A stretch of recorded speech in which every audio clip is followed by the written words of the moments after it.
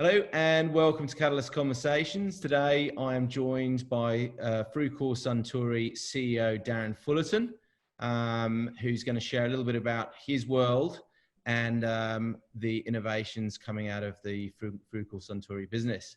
Darren, great to have you with us. Great to be here. Thank you. So there's certainly a lot of breadth sort of coming out of the business, and a lot of brands that most people in this country would know. Yeah. Tell us something about your business that we wouldn't know. Other than the origin, I mean, the origin of the business is really interesting in that it came out of, I guess, a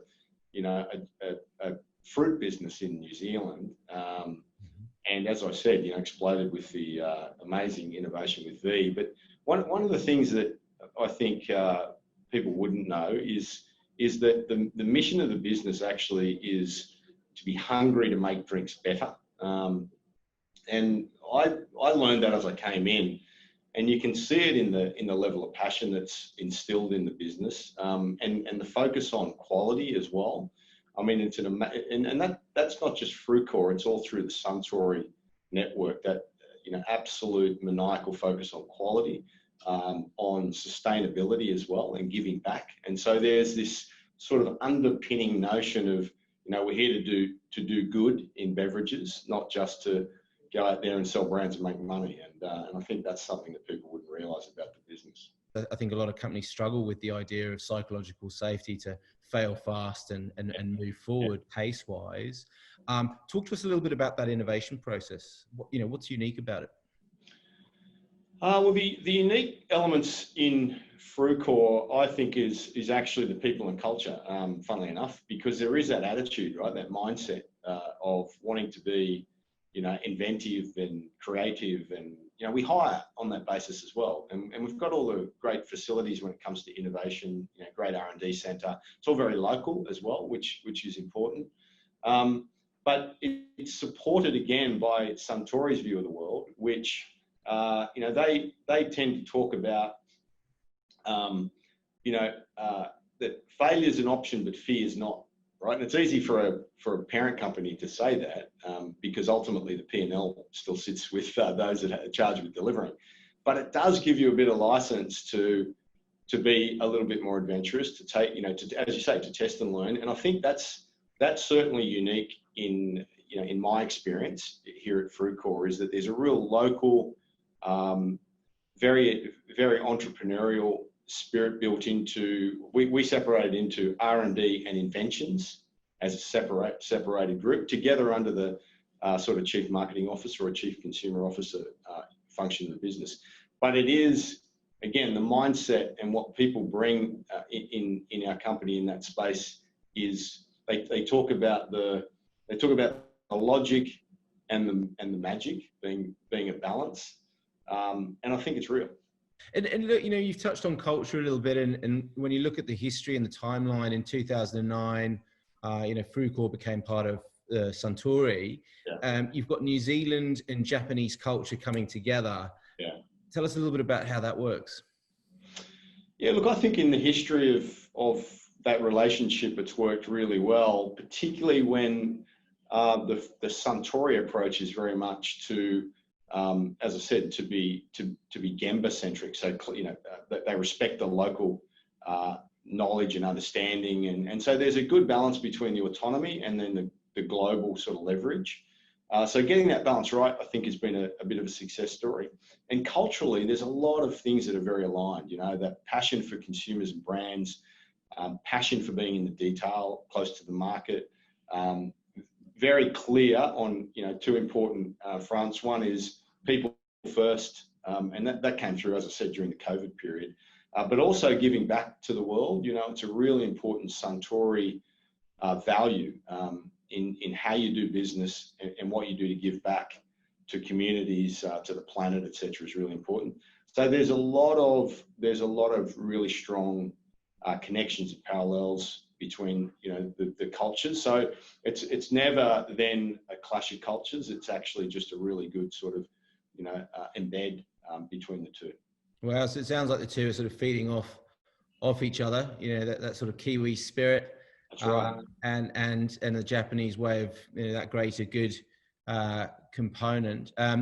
Look, talking about culture, as a CEO, culture's coming up a lot.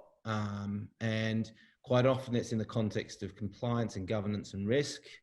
But I'd be keen to get your view on the correlation between culture and the financial performance of your business. I think there's an absolutely clear correlation between the two. I mean, the one thing I knew about this business before I joined was the perception in the marketplace was a really sort of good culture.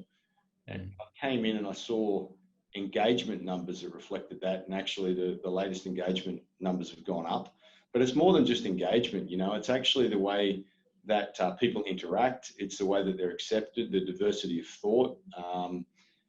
There is definitely a real buoyant culture here, and I've got no doubt that that lends itself to really good performance.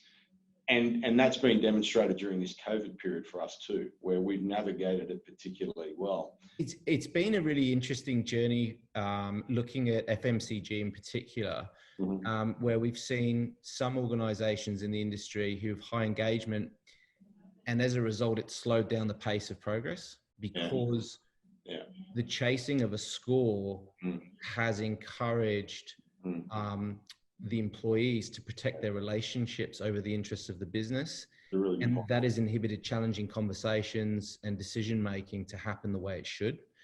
What's your view on that?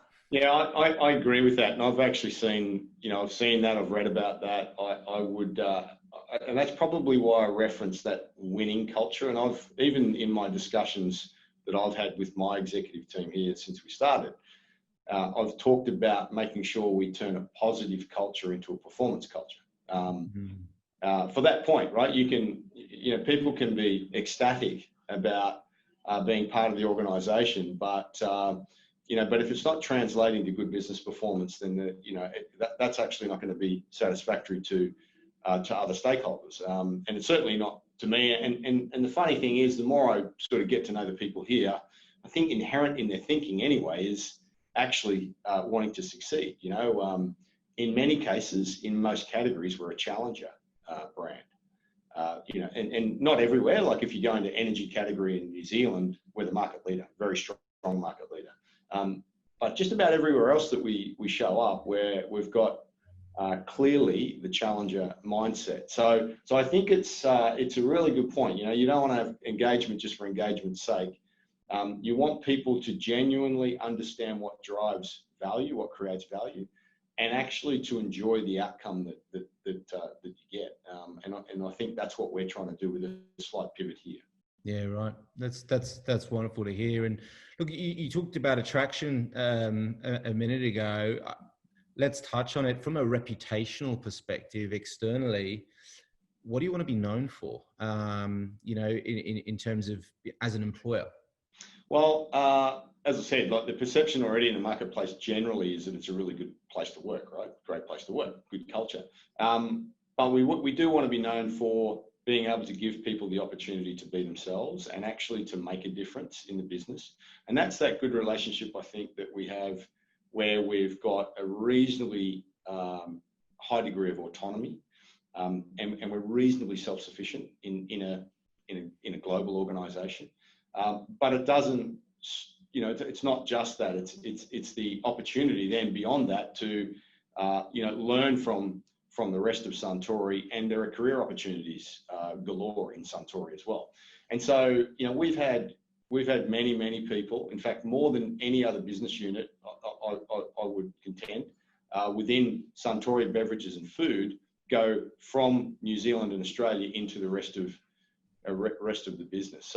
So the opportunity here is to do great work on great brands, make a difference, be able to play with some interesting concepts and things, and have a great career within a broader global organisation. And that's the brand. Yeah, you can't ask for more than that. Look, last question, Darren, before I let you go, and this is one that I have to ask every CEO, which is, and I know you're pretty new, you've just passed probation, but if you could go back 4 months in time and visit yourself on day one, you know, the first day you started, would there be any advice that you give yourself?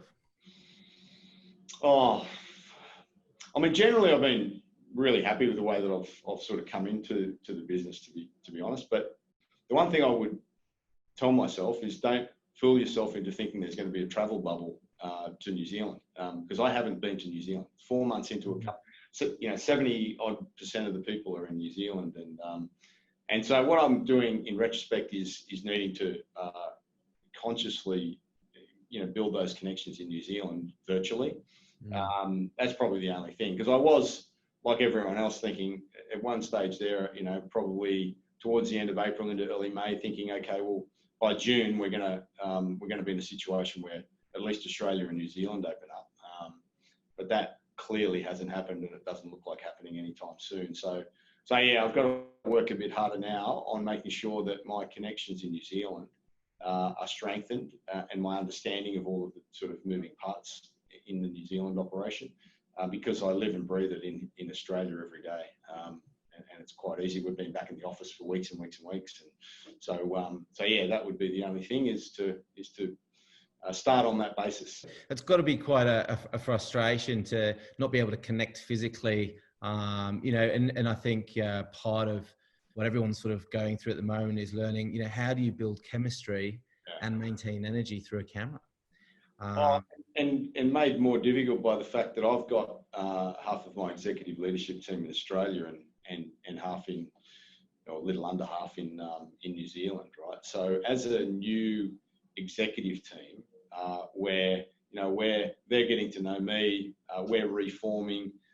You know, we want to show up in the business in a particular way as a new team. It's difficult because we've, you know, I've met one of the executive team 10 years ago face to face when I used to work at PepsiCo, but I'm yet to meet face to face with one of the team in my team. So it does make it, you know, it does make it very interesting. But then everyone's in the same boat in the world at the moment, so you do your best. That's right. Yeah, that's right. Well, we certainly wish you and the team all the best. It sounds like you've got an incredible journey ahead despite COVID. And thanks again for sharing some of your insights and learnings with us today. Absolute pleasure, Ben. Thank you.